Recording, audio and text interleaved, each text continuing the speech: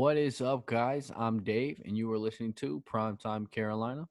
News broke a few days ago. Today's Wednesday. News broke on Sunday that the Panthers were getting rid of Joe Brady as their offensive coordinator. This is a move that we here at this podcast we're calling for. It's a move that a lot of Panthers fans were calling for, but we did not see it coming as soon as it happened. Thought for sure this would be an off-season move. Um, So it was a bit of a surprise, a bit of a relief for me, especially. I've been particularly disappointed with the way Joe Brady has been calling games for the Panthers here recently.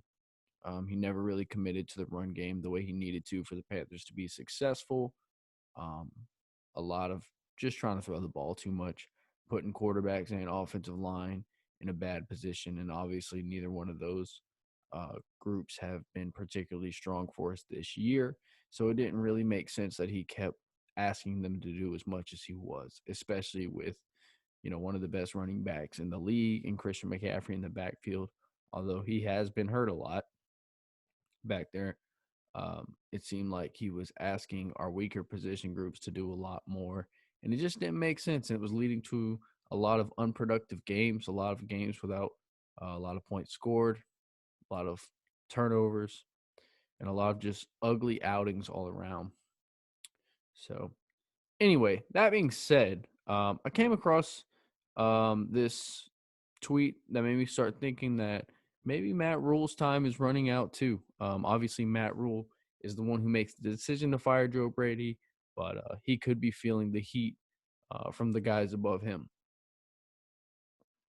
Here it says, this is coming from Cat Crave blog. Mike Florio on Pro Football Talk. Great show if you have never seen it. Him and Chris Sims have some awesome conversations. Mike Florio on Pro Football Talk this morning, when he asked the league source about Joe Brady's firing, the reply was three words: head coach next. So that's interesting.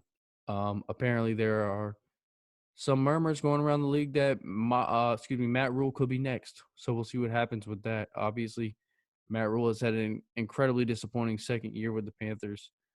It seems like the locker room is just not behind him, and a lot of the risks that he has taken have not paid off for the team. So we'll see what's going on there.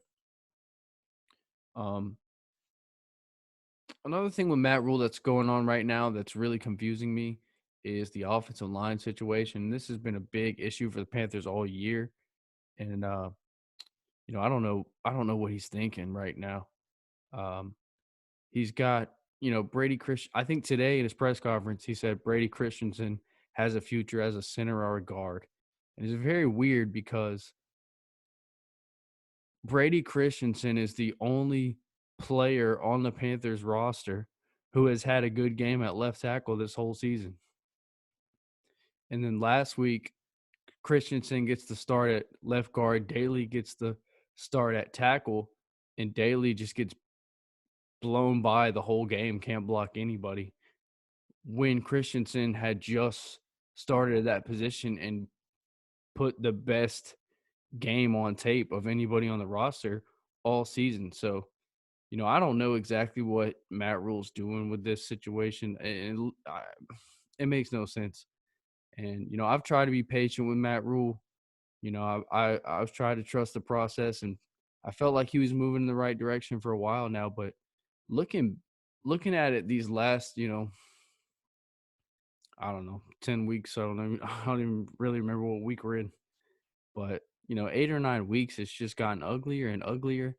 And it just is so odd how a team who is right in the middle of the playoff hunt, especially in these last couple of weeks, has just looked so out of it. No passion, no energy, aren't playing for each other. And you look across the league and you look at our old coach, Ron Rivera, that team is playing for each other.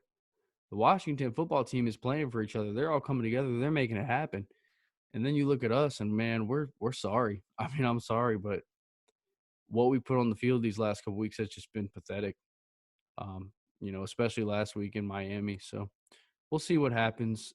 But anyway, I just thought this was interesting. Maybe the writing's on the wall that Matt Rhule is next.